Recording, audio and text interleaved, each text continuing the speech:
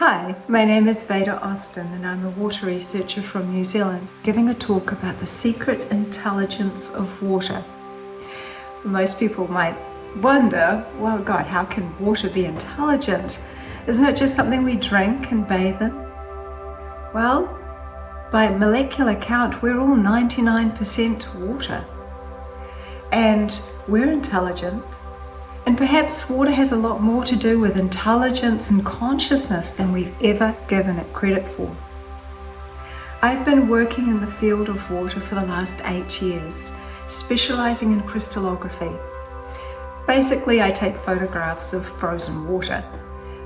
But what's interesting about these photographs is that prior to freezing water, something magical happens. So the very first experience like this I had with water, I wanted to see if water had some kind of memory. I'd read Masaru Emoto's book, I'd read Laurent Costa's book, and they all had microscopes, and back then I didn't have one, so I wanted to investigate for myself. I had a petri dish, I had some good water, and I had the camera on my iPhone, and the secret seemed to be in the freezing. Laurent Costa's work and Emoto's work both flash froze water, and they were looking at the crystallography that was in the water. So I got my petri dish of water, and I had this idea that I would just impart a thought into it, which I did, but in a rather organic way. And there was some fluff floating around in the petri dish. So I put my hand in to take the fluff out, consciously thinking, I wonder if my hand will impact the water's memory. I froze it, I just kind of forgot about it actually for about 2 hours or so, pulled it out and held it up to the light. And I just about fell over because there was this amazing clear image of a hand that looks a little bit like an X-ray of a hand, but it was 100% a hand, and it took up half the petri dish, which macroscopically is huge. And I really could hardly believe what I was seeing.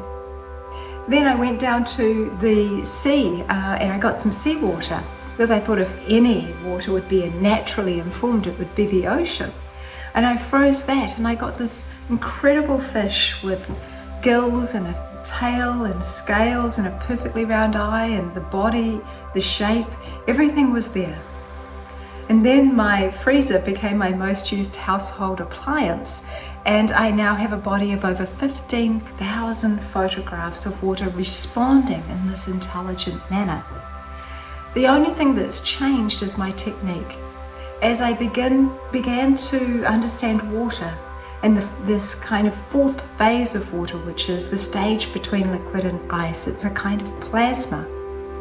I started to take my petri dishes out earlier and earlier and earlier. And I noticed something really interesting. I noticed that there were two types of water in water: informed water and uninformed water. And I'll be sharing about what that means in my talk.